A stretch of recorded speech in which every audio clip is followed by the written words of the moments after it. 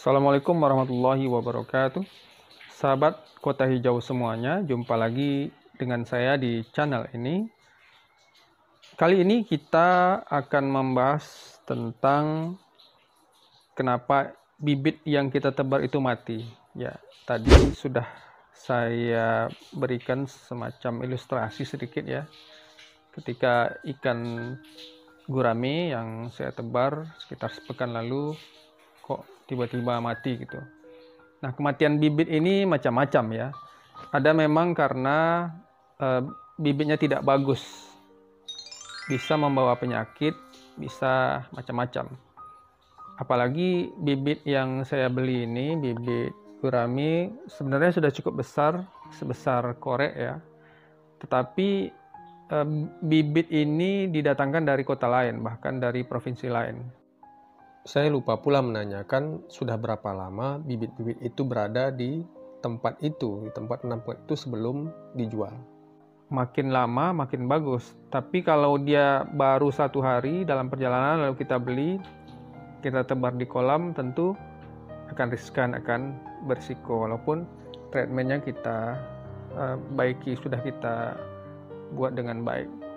Nah, berikutnya bisa juga karena faktor cuaca ya, perubahan cuaca. Nah, ini memang ada antisipasinya juga. Atau karena keteledoran kita. Ya, kita emosi ya, kita ingin cepat besar ikannya, kita kasih makan banyak dan sebagainya. Ini akan berbahaya bagi beberapa ikan. Jadi kalau ada ikan yang mungkin mati, ada beberapa, itu boleh jadi salah satu sebabnya karena kita memberi pakan terlalu banyak. Kalau istilah saya, kita emosi dalam ini memelihara ikan. Jadi memelihara ikan itu tidak boleh emosi, tidak boleh pakai keinginan kuat, bagaimana biar cepat besar diberi pakan yang banyak gitu. Itu salah, keliru ya. Dan itu kesalahan yang sering dilakukan oleh pembudidaya, apalagi kalau tidak tahu sebelumnya atau belum punya pengalaman. Nah, kemarin ini ya saya agak teledor juga karena rasanya mungkin ini ya salah satu penyebabnya.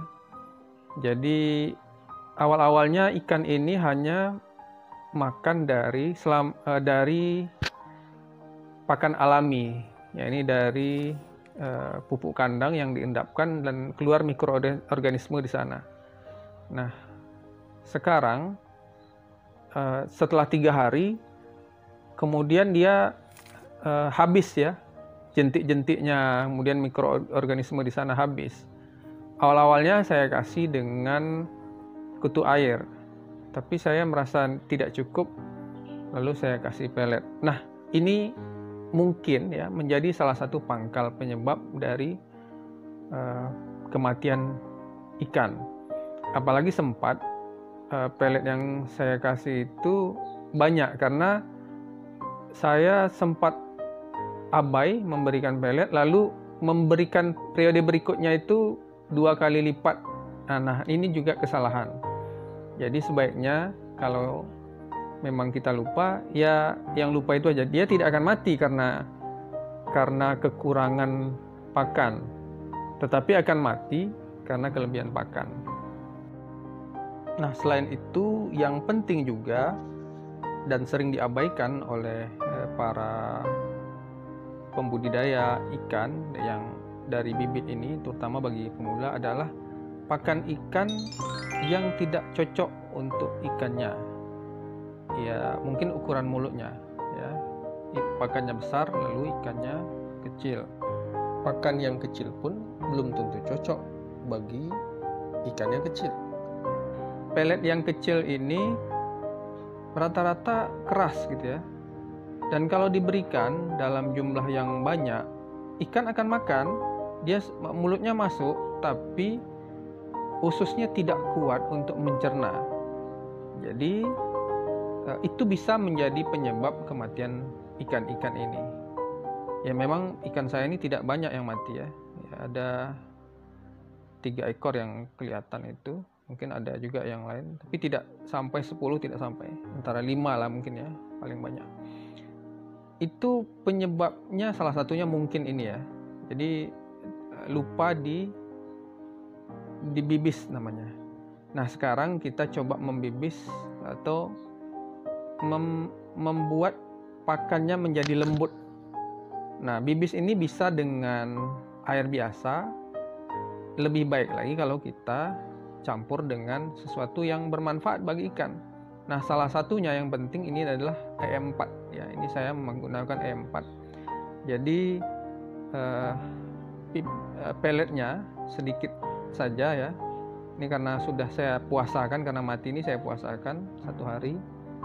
Kasihan juga tidak dikasih makan, maka kemudian dikasih makan dengan bibis ya.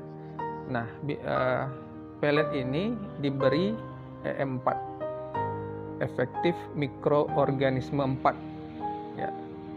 Ini bisa kita beli di toko alat pertanian.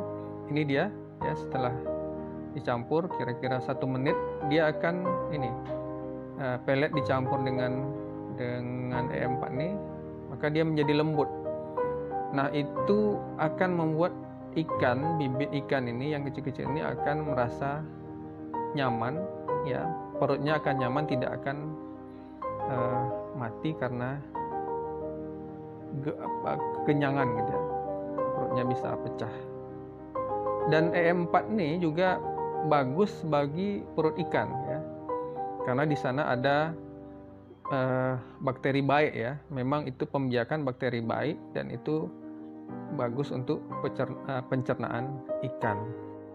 Nah, selain menggunakan E4, bisa juga kita bibis pakannya dengan probiotik. Ya, baik E4 maupun probiotik itu merupakan obat bagi ikan yang mungkin sakit ya, atau setidaknya menjadi jamu penguat lah ya bagi ikan-ikan itu, dan mudah-mudahan bisa segera sembuh.